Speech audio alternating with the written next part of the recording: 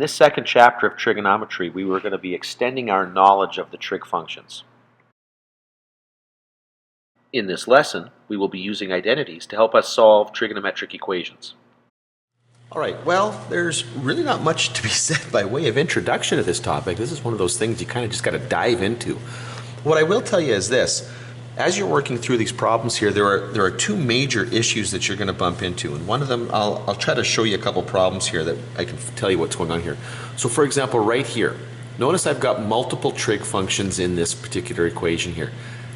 Those either need to be dealt with using identities or separated using factoring, okay? Because having a bunch of different trig functions together in the same equation is not very helpful, okay? So like I said, I either manipulate using identities, or by factoring I separate them out here. Now the other big problem is something like this problem right here, where I've got this 2x in the argument of sine and just an x in the argument of cosine.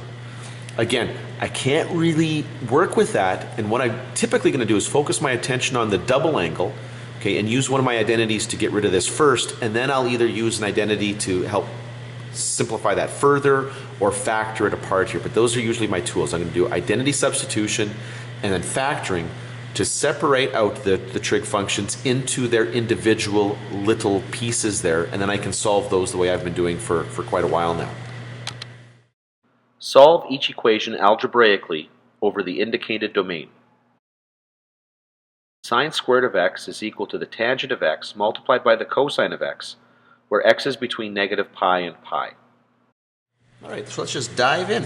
So the first thing that we do when we see a question like this, the first thing I'm going to do here is I'm going to identify what my domain is telling me here. I want to know where I'm looking for my answers here. And notice I'm going from a negative half rotation, negative pi, out to a positive pi. So those are where my solutions are going to be had. Quadrants 4 and 3 backwards, quadrants 1 and 2 forwards here. Now, oh boy, I got a lot going on here. Well, what I'm going to do here, first of all, is I'm going to set sine squared of x equal to, now tangent is the same as the sine of x divided by the cosine of x, and we're going to multiply this by the cosine of x. Okay, so now I can cancel the cosines. Now I can do that so long as cosine doesn't equal 0. So that's true as long as x does not equal, now where does cosine go to 0? Well, pi over 2, 3 pi over 2. Okay, so as long as that's true, I can do that. So I will get sine squared of x minus the sine of x is equal to 0. Okay? Now, I will factor out the sine of x, and we get the sine of x minus 1 is equal to 0. Now I got a couple things going on here. First of all, sine of x could be equal to 0. Sine of x could be equal to 1. Okay? Now, one at a time here. Where does sine of x go to 0? Well, okay, sine is associated with the y coordinate. So now I got to think around this circle, okay, where does sine go to 0? Where does the y coordinate go to 0? Now remember, we're talking about the unit circle here. And that goes to 0 on the x-axis. So here and here.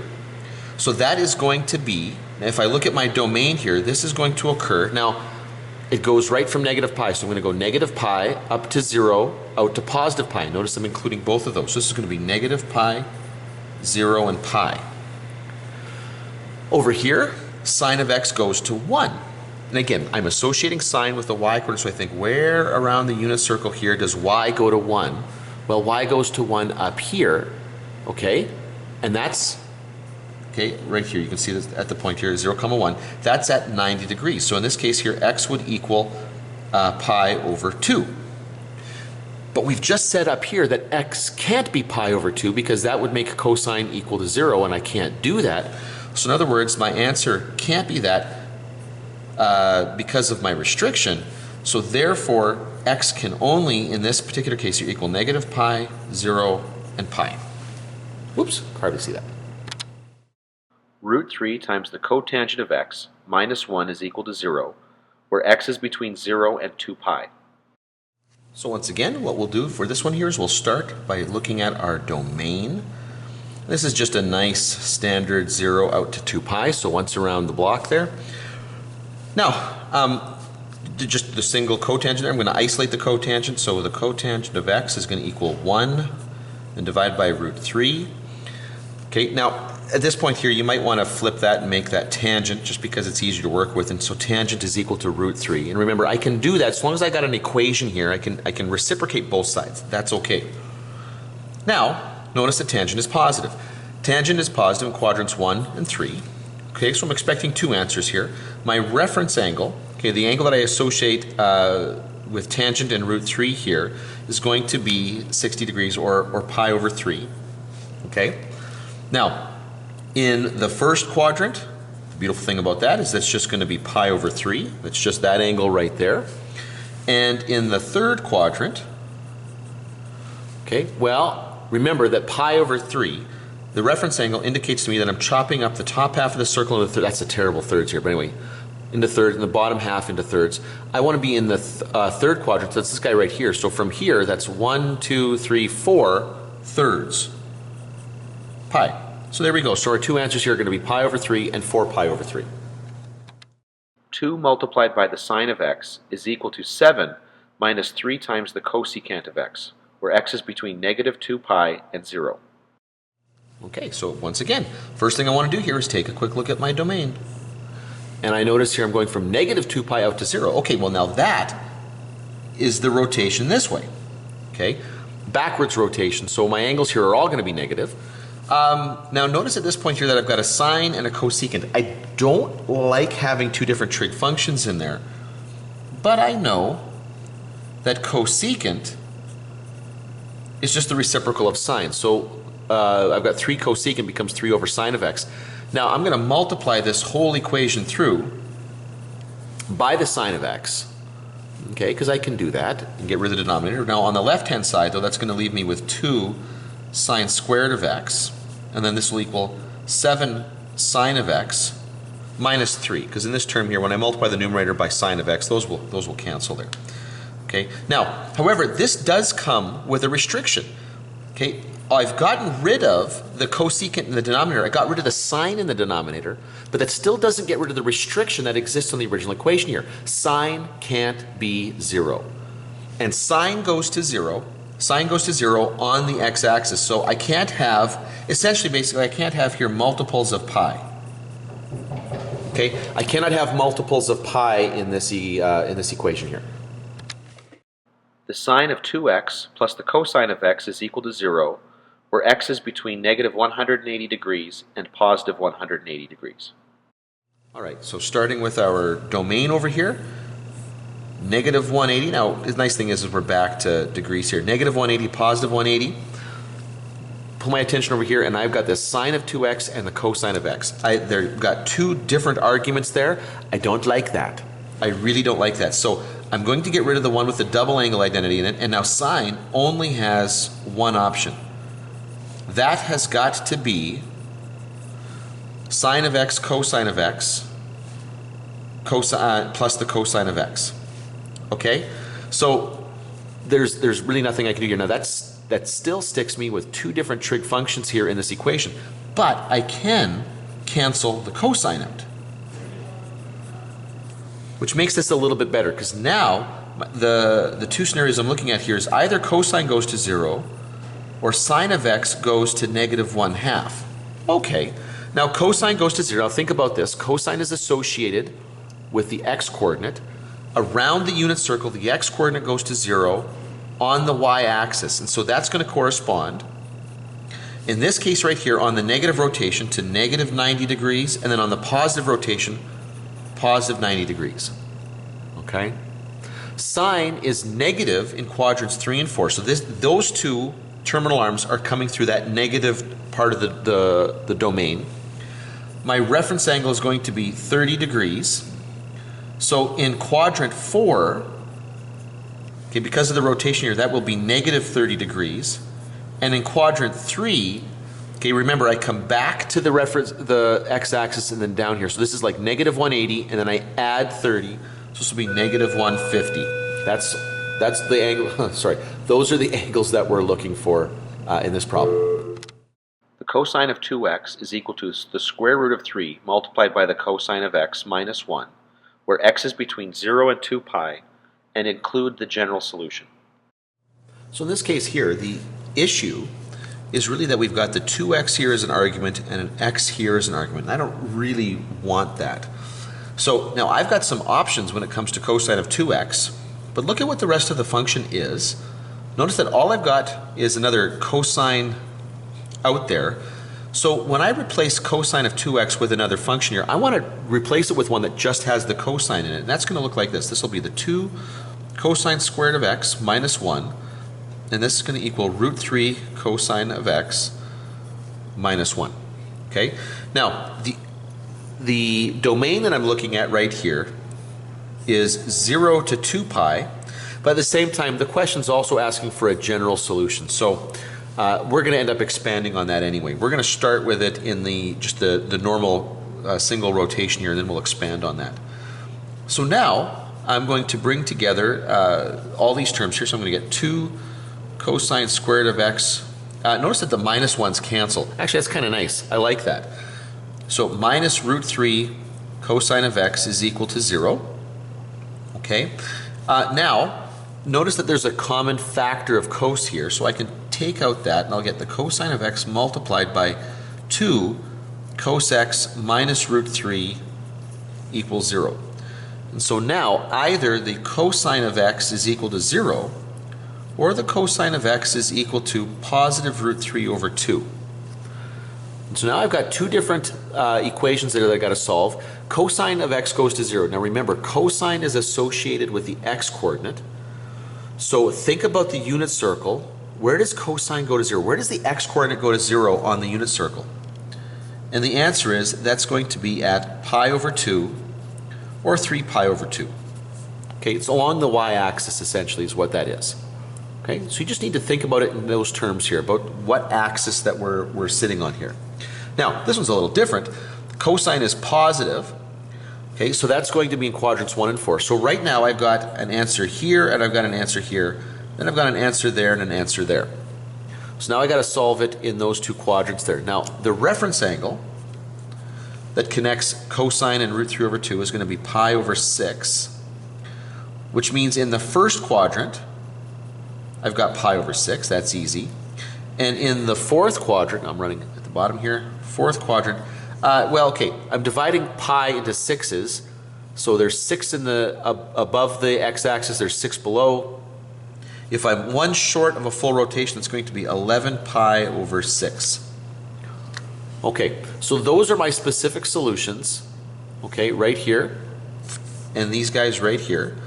These are my specific solutions between 0 and 2 pi. Now, my general solution is just simply going to expand on that. So I might write that x is equal to pi over 2, to 3 pi over 2, to pi over 6, and to 11 pi over 6, plus n2 pi, where n, room here, is an element of the integers. Okay? And I just list all of them here. Now, I could do this a little bit differently and split this up into 2, and you should just be prepared to see this. Because notice right here, pi over 2 and 3 pi over 2, they differ by pi. Okay, so I can actually simplify that by just simply saying pi over 2 plus n times pi, where n is an element of the integers, and that'll actually take into account both of those. Now, unfortunately, these two here aren't separated by that nice amount there. So what I would have to do in this case, I still have to list those two guys off, plus n2 pi, where n is an element of the integers there. But it's not uncommon for them to do something like that in their solution there. Okay, so it could look like this, or they could split it up into the two, and it could look like that. Solve each equation algebraically over the domain 0 to 360 degrees. 2 multiplied by the cosine squared of x minus 5 times the sine of x minus 5 equals 0. Okay, now in this case here, the domain that we're working on is 0 to 360, and it's nice to be in degrees again. What we'll do here is we're going to change the cosine squared, because notice I've got the two different trig functions here. Don't really like that. I want to have them the same way, same function here, unless I can factor them apart. Here I can't. But I know that I can convert a square trig function into a square cosine into a sine by applying the Pythagorean identity. Cosine squared is the same as 1 minus the sine squared of x, and then minus 5 sine x minus 5 equals 0. Now I'll just distribute that through. So 2 minus 2 sine squared of x minus 5 sine x minus 5 equals 0. Okay, now I am going to combine the two constant terms here, but notice I'm going to have negative 2 sine squared, negative 5 sine x, and this is going to end up being negative 3. So I'm going to divide through by a negative 2, just make this a little prettier. And that'll become 2 sine squared of x plus 5 sine of x plus 3 equals 0. That's a much nicer expression to look at. Okay, the negatives just make it a little bit confusing here. Now what I'll do is I'll factor that. And so what have we got here? 2 sine x, sine of x. I need the product of these two to be 3, but I need the sum to be 5. If I put a 3 here, I'm going to get 6 and 1. That's not going to work. So I got to put the 3 here. And so now, sine of x is either going to equal negative 3 over 2, or sine of x is going to equal negative 1. Now, beautiful thing about a problem like this is when you get this negative 3 over 2, this is outside the range of a sine function. Sine only goes from negative 1 to 1. So negative 3 over 2 is a little bit too low. There's going to be no solution coming from here. My only solution is going to be coming from sine of x equals to negative 1. And now let's just think here. Sine of x equals negative 1. Sine is associated with the y coordinate on the unit circle. So where does y go to negative 1? And the answer is down at 270 degrees, okay, at the bottom of the circle. So 270 degrees. And it turns out that is the only solution to this particular equation. The cotangent squared of x equals 0. All right, this question is also only being defined along that first rotation there. Cotangent goes to 0. Okay, well that's the same as, I mean, if you take the square root of both sides here, that is really just cotangent is equal to 0. Now it could be plus or minus 0, it doesn't really matter, just 0. That is very likely the easiest way to do this. You could probably, well actually I'll talk about that in just a second here. There's another way that you could do this. Now, cotangent, if you think about it, is the x-coordinate over the y-coordinate, okay? So as you go around the unit circle, cotangent is defined to be x over y. Now, the only way that kind of ratio can equal 0 is if the x-coordinate is 0. So where does x along the unit circle, where does x go to 0? Okay, well it goes to 0 on the y-axis. That the y-intercepts x is equal to 0. And that corresponds to 90 degrees and 270 degrees. Okay, each of these is going to make the cotangent equal to 0. Now, there is another way of handling this problem though, because cotangent, you think about it, you look back at your identities there, cotangent is going, cotangent is going to be 1 plus cosecant squared of theta. Well, actually, we're using x here. I should use x. Okay, equals 0. Okay, now, oh, wait a minute. Is that right? No, I'm sorry. That'll end up being 1 minus cosecant squared. Sorry, I got that backwards. So now if you bring that over, you get 1 is equal to the cosecant squared of x. So now we take the square root of both sides, and we'll get plus or minus 1 is equal to cosecant of x. Now cosecant is just the reciprocal of sine, so I can reciprocate both sides here. Now the neat thing about that is even if I do, that doesn't change what it's equal to, because the reciprocal of 1 is 1, the reciprocal of negative 1 is negative 1. And then the question becomes, well, where does sine go to positive or negative 1? And the answer is on the y-axis, at the top or the bottom. So once again, we're getting 90 degrees or 270 degrees. So there's a couple of different ways you can approach this problem and still get the same answer. Solve algebraically for values of x between 0 and 2 pi. The cosine of 2x minus 5 multiplied by the cosine of x equals 2. Okay, so we start off looking at the domain. And again, this is a nice one, just 0 to 2 pi. Okay, so just one full rotation here. Okay, notice I've got a cosine of 2x minus 5 cosine of x. So I've got the double angle identity and then a single cosine here. So cosine of 2x, there's 3 different identities that can be changed into, but I want the one that's just got the cosine in it. So I would change that to 2 cosine squared of x minus 1 minus 5 cos x equals 2. Okay, now it's got the form of a quadratic. I'm going to bring everything over to this side here. So 2 cosine squared of x minus 5 cosine of x minus 3 is equal to 0. And now I am hoping for an easy factor here. The first terms are fairly straightforward. That's got to be 2 cos and cos. Now, I want the product of these last two terms here to be negative 3, but I want the sum to be negative 5 here. So that makes sense that this would be negative 3 and this would be positive 1. I'm just going to double check that. Negative 6 plus 1, there it is. So either the cosine of x is going to equal negative 1/2, or the cosine of x is equal to 3. This right here should throw up some red flags. That can't happen. There's no solution coming from this particular factor, because cosine has a range going from negative 1 to 1. It just can't, it simply can't equal 3. So there's no solution here. Here, however, I can. Now, cosine is negative here. Well, that's going to be negative in quadrants 2 and 3. My reference angle, okay, the angle that I associate, or that connects cosine to a half, will be pi over 3, 60 degrees, pi over 3. So in quadrant 2, okay, pi over 3 would become 2 pi over 3. And in quadrant 3, my mistake, quadrant 3, I would need, there's 3 pi over 3's in the top half of the circle, and I need one more. So 4 pi over 3. And so those become the two solutions that I'm looking for in this equation. The cosecant squared of x minus 2 equals 0. All right, now for this particular problem, once again, the domain that we're working on here is 0 to 2 pi. Now, cosecant of x minus 2 is equal to 0. Now, okay, you could factor this if you wanted, and because it's a difference of squares here, but you could also just isolate the cosecant and then take the, whoops, sorry, I don't know why I wanted to write that. Then you could simply just go cosecant of x is equal to plus or minus root 2.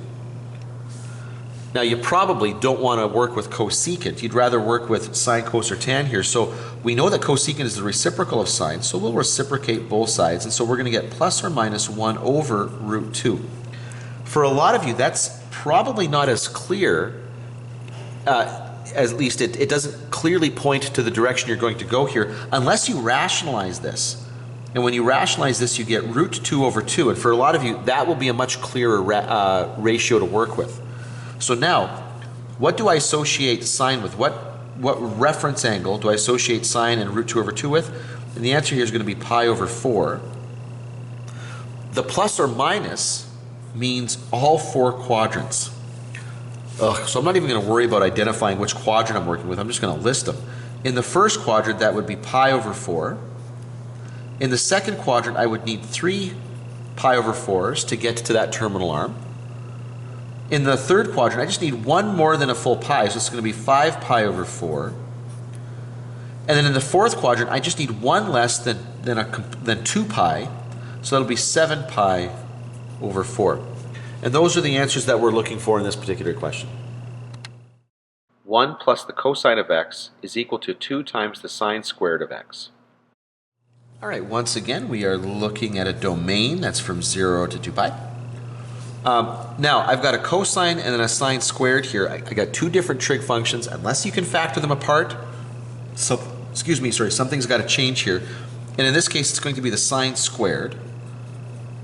Okay, because I know that there's a direct link between the sine squared and cosine. In fact, sine squared is going to be 1 minus the cosine squared of x. So now I'll distribute that 2 through. So 1 plus cosine of x is going to equal 2 minus 2 cosine squared of x. Okay. Now I've got a quadratic here, but I got a negative in front of the squared term. I don't really like that. So I'm going to move these two terms over to the other side. So this will become 2 cosine squared of x plus the cosine of x, and then I'm going to have a 1, and I'll subtract that 2, so minus 1 equals 0. All right. Now I'm hoping that this will factor nicely. 2 cos x, cos x. Okay, now 1 is simply got to be 1 and 1. That was easy. But now to get a positive 1 in the middle, and a negative 1 there. One of these has to be negative, and I want this to be positive 2 when I multiply that out, minus 1 to get the positive 1 there, 1 cosine there. So now either cosine of x is equal to 1/2, or the cosine of x is equal to negative 1. So now I got these two equations to solve here. Cosine is equal to positive 1/2. Okay, let's go back up here. Cosine is positive in quadrants 1 and 4. Okay, what angle associates or connects cosine to 1/2? And the answer is, my reference angle is going to be pi over 3. Okay, and now I got to put that in quadrant 1, and then quadrant, sorry, it's x here. I got to put that in quadrant 1, and that's just simply going to be pi over 3. That's the easy one. And then I got to put it in quadrant 4. Well, I know that there were to be 6 of these in the full circle, so I'd be 1 less. Whoops, not 5 pi over 6, 5 pi over 3. Okay, so those are the two solutions coming from this particular factor. Now I move over to this factor. Cosine is equal to negative 1. Okay, negative 1 is one of those kind of oddball numbers there. Cosine is associated with the x-coordinate. And I got to think, where along that unit circle does x go to negative 1? And the answer is over here.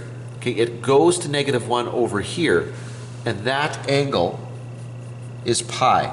And it turns out that's the only place in that domain where that particular value of cosine pops up. So those are my answers here: pi over 3, 5 pi over 3, and pi. 7 multiplied by the secant squared of x plus 2 multiplied by the tangent of x minus 6 is equal to 2 times the secant squared of x plus 2, and give answers to the nearest tenth. All right, so once again, the domain that we're working on here is one complete rotation here. But notice there's a bit of a hint here. It says to the nearest tenth. That suggests that we're not actually going to be able to do this entirely in exact form. And that's okay. That doesn't matter in the least. So what we got to do first of all is deal with the algebra that we're seeing here. Now notice, oh boy, I've got a tan, a couple of secant squareds here. I'm going to bring everything over to one side. So I'm going to bring these two terms over. So 7 secant squared minus 2 secant squared will be 5 secant squared of x. I've got that 2 tangent of x, can't do anything with that. But I got a negative 6 here. I'll bring that 2 over. This will become negative 8. That's all equal to 0. Now, I know that secant squared, and remember, one of these has got to change here because I can't have those two different trig functions.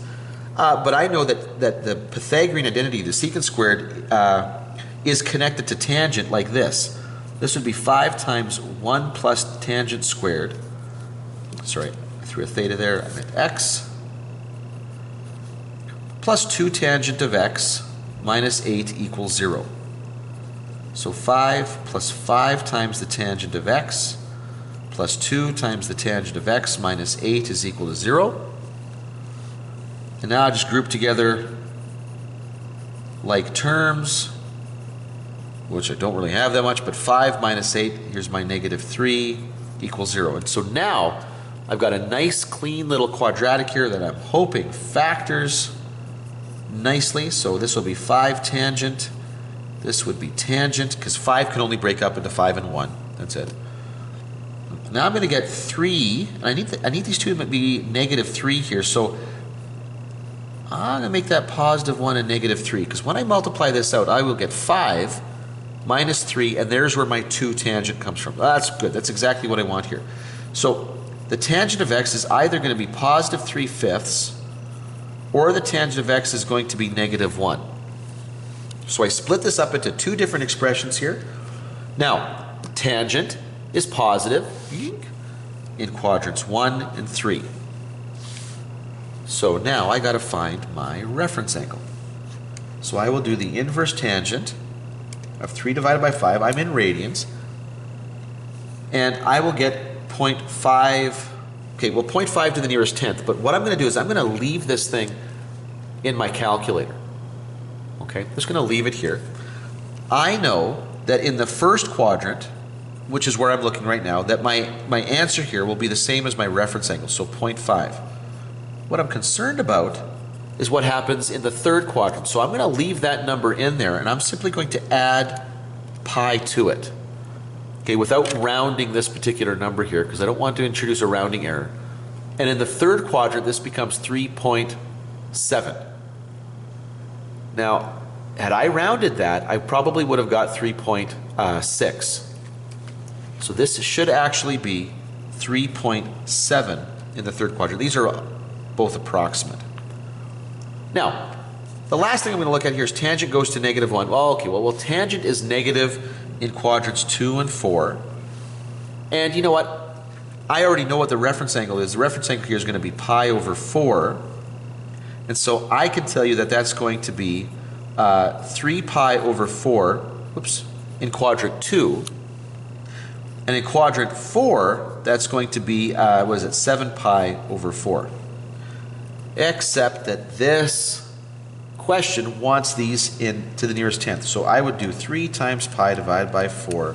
Whoops, I did not actually enter in what I thought I was entering in. 3 pi divided by 4.